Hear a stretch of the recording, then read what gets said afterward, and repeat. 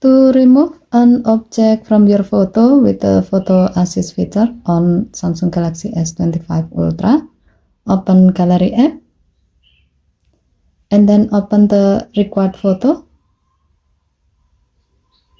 Tap the Photo Assist icon at the bottom of the screen.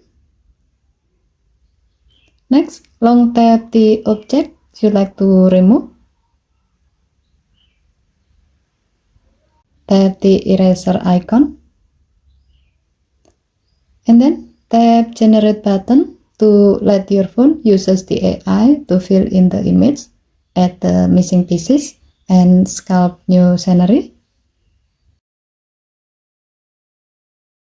Once done, tap Save as Copy to save the edited photo as a new photo. As you can see, the selected object has been removed from the selected photo. Okay, thank you for watching. Please help to like and subscribe. Have a nice day.